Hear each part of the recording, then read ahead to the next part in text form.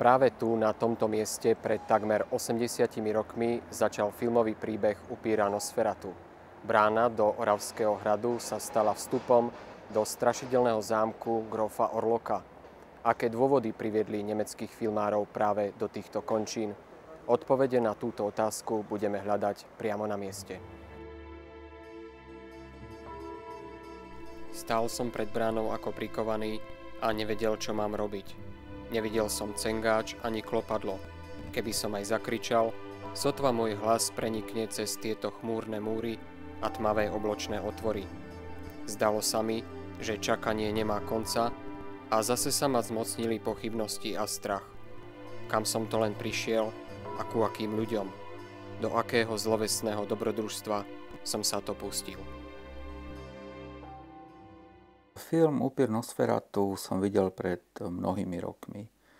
Videl som ho na študijnej projekcii a neskôr som ho videl vo vysielaní jednej nemeckej televíznej stanice, ktorá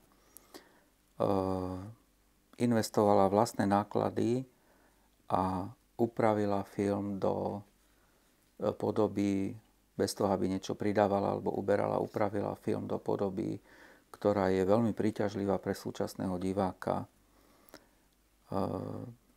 Niektoré scény farebne tónovala a celý film podfarbila veľmi zaujímavou štýlovou hudbou.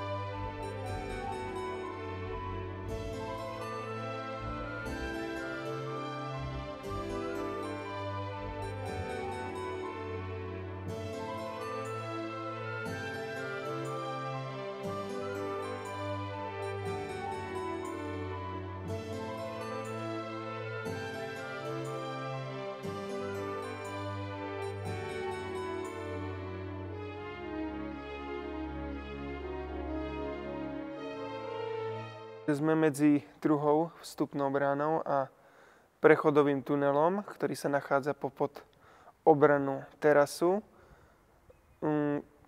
Oproti roku 1921 je hlavne rozdiel v teréne, ktorý bol zdvihnutý skoro o pol metra a vystúžený tak, aby bol vodotesný, takže terajšia dĺžka je len výsledkom prestavby. Tento priestor slúžil ako vonkajšia obranná línia, preto je aj taký pochmúrny a bez ozdôb. Tento film sa v pôvodine menuje Nosferatu, Symfónia hrôzy. Názov je preto odlišný od románu Brama Stokera, pretože jeho manželka, dedička autorských práv, sa nedohodla so scenaristom Hendrichom Gallenom a s producentom tohto filmu. A tak musel byť scenár upravený len na motívy. Preto boli pomenené mená hlavných postav. Napriek všetkému ostala zachovaná hlavná štruktúra. Pani Stokerová napadla hotový film a vynútila si jeho stiahnutie a zničenie takmer väčšiny kópií. Film bol ale premiérovaný, bol uvedený a tým pádom bola možnosť ho aj zachovať, aspoň v čiastočných kópiách, a V 60. rokoch sa podarilo urobiť takmer komplexnú verziu, ktorú doteraz uvádzajú filmové ústavy, filmotéky a v neskorých večerných hodinách aj niektoré zahraničné televízne kanály.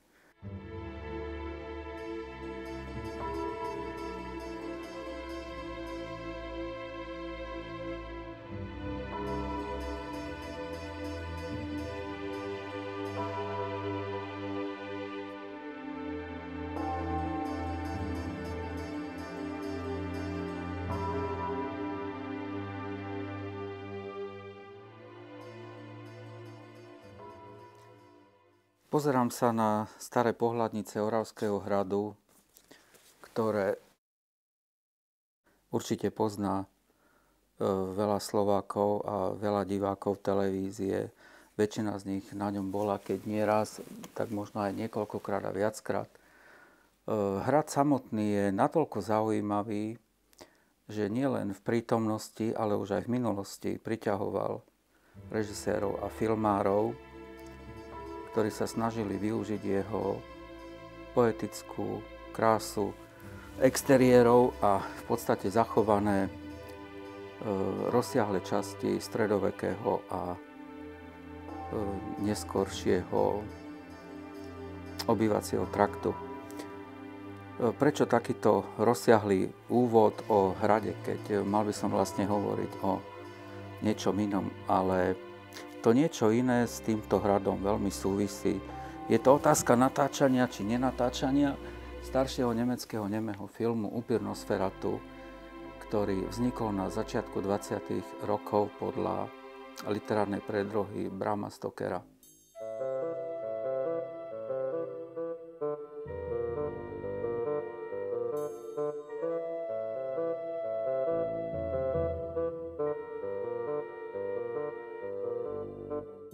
Teraz sa nachádzame na hlavnom nádvorí Oravského hradu. Oproti stavu v roku 1921 je najväčšia zmena v tejto podlahe, ktorá bola vybudovaná na novo počas generálnej opravy, keď bolo nariadené, že podlaha musí byť nepremokavá, pričom pôvodný terén, vrátane stromov, ktoré rastli na tejto strane, boli odstránené. Taktiež budovy, ktoré tu môžeme vidieť, boli pri generálnej oprave trošku prestavané, menovite Korvinovský palác, ktorý má úplne inakšiu strechu, a taktiež na veľkej veži ochos pre turistický ruch je inakší, ako bol v tých časoch. Citadela oproti vtedajšej dobe nemá nejakých podstatnejších zmien.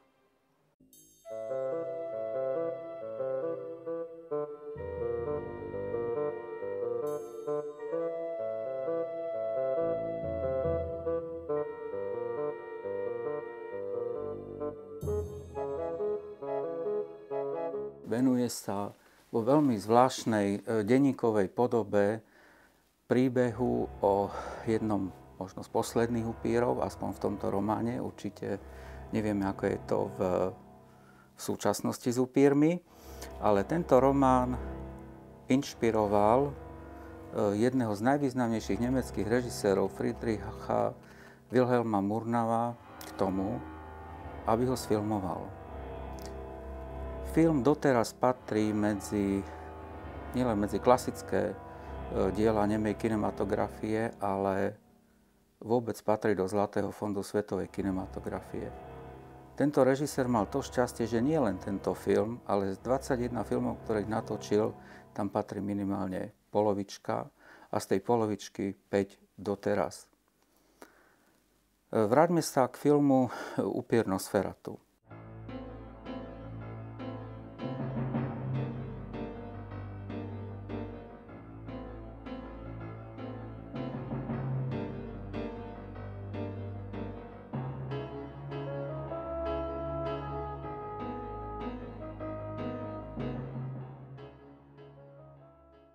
Aj keď obdobie expresionizmu, do ktorého spadá natáčanie filmu Upír Nosferatu, bolo umelecky najprebojnejšie a prinieslo zaujímavý, aj keď špekulatívny náhľad na súdobú realitu. Aj Upír Nosferatu nesleduje len v primárnom pláne len rozprávanie príbehu, ktorý by nás mal vydesiť alebo postrašiť. On v sebe obsahuje aj omnoho hĺbšie posolstvo o hrôzach vtedajšej súčasnej spoločnosti. Koniec koncov vznikol 3 roky po prvej svetovej vojne. Nemecký štát bol v príšernom rozklade sociálnom, ekonomickom. Peniaze vtedy nemali v podstate žiadnu hodnotu. Možno aj preto sa filmy točili ľahko. V tom období ročne vznikalo v Nemecku niekoľko sto filmov.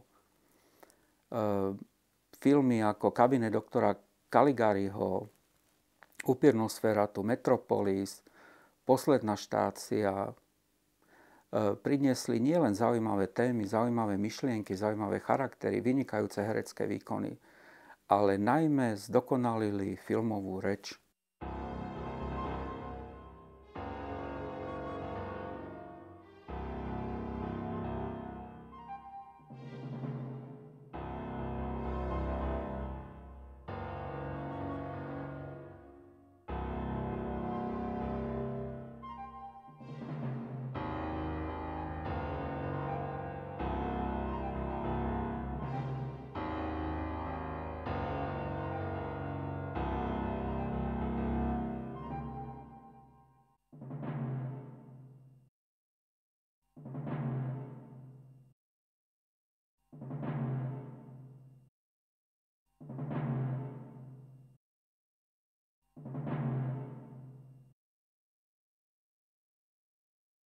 Sme pred vstupom do západnej obranej bašty.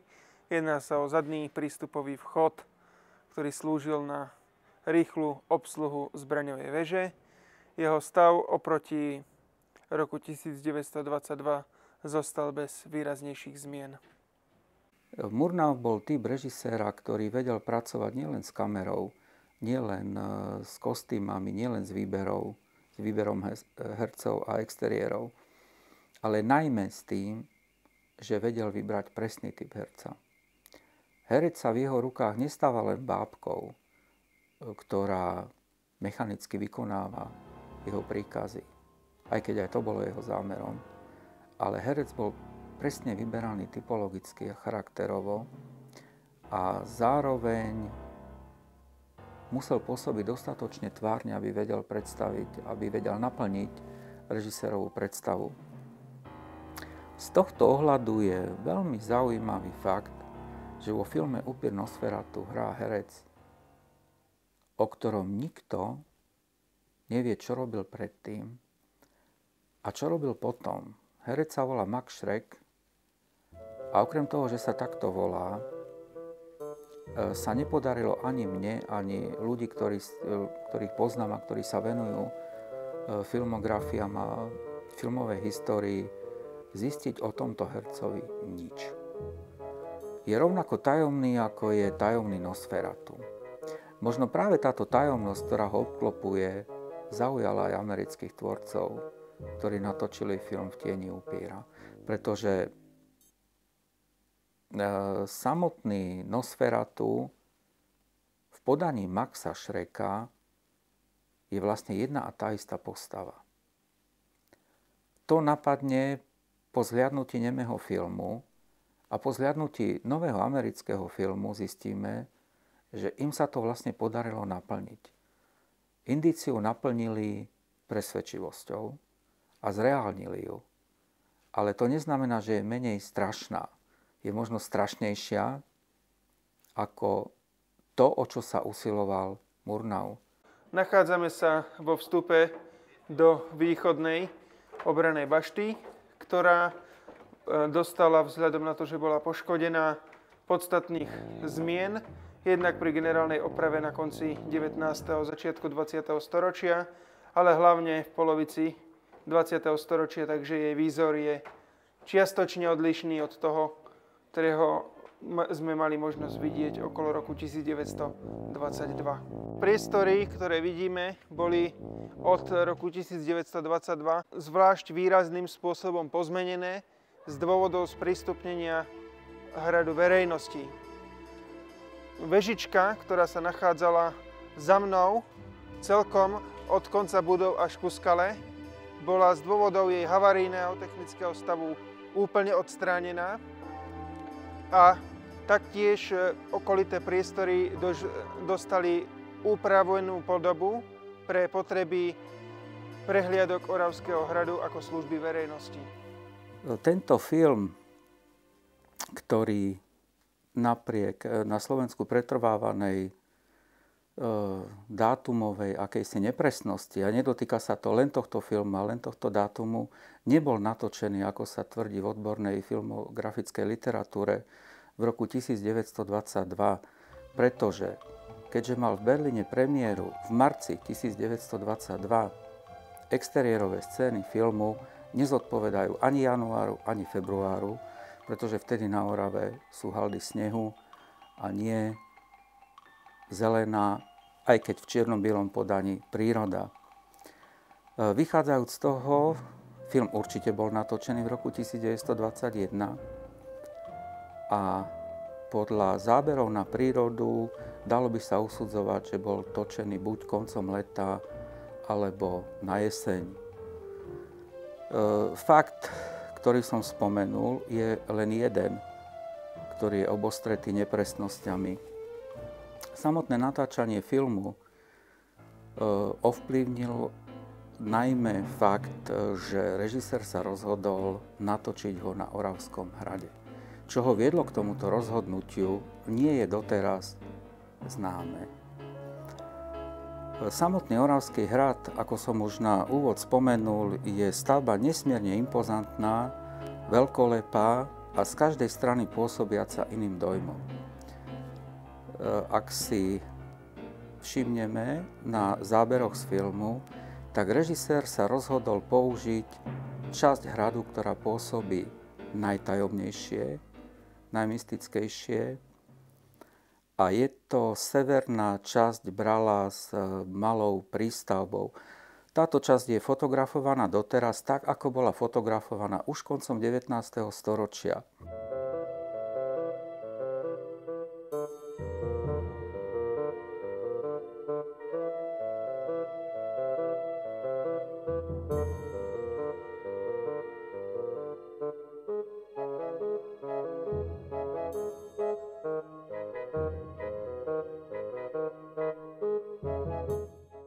Nachádzame sa pred kaplnkou, ktorá existuje nad obcov Kňažia, toho času mestskej časti mesta Dolný Kubín, ktorá slúžila svojmu účelu aj počas nakrúcania filmu Nosferatu.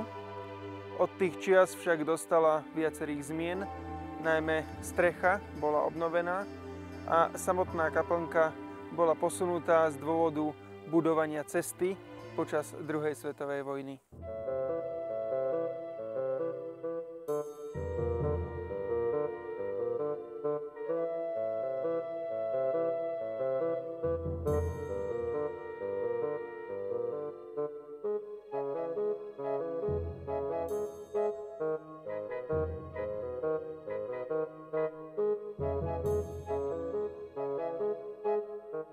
Za mnou je odpočinková vyhliadková filagória, besiedka, ktorá k tomuto účelu slúžila i v 20. rokoch. Od tých čias sa veľmi nezmenila, najväčšie zmeny dostala terasa samotná, hlavne nový terénny podklad a lepšie prístupové cesty na zlepšenie jej komerčnej prístupnosti.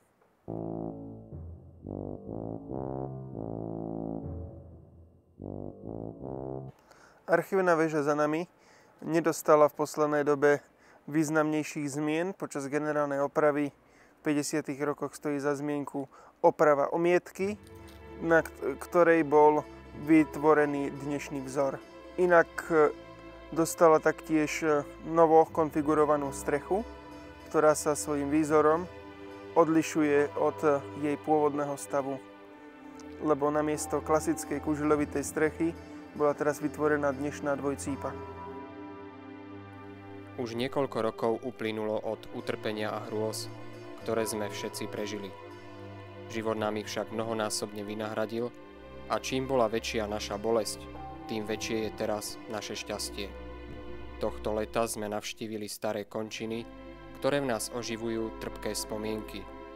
Ani sa nám veriť nechce, že sa to, čo sme na vlastné oči videli a na vlastné uši počuli, naozaj stalo.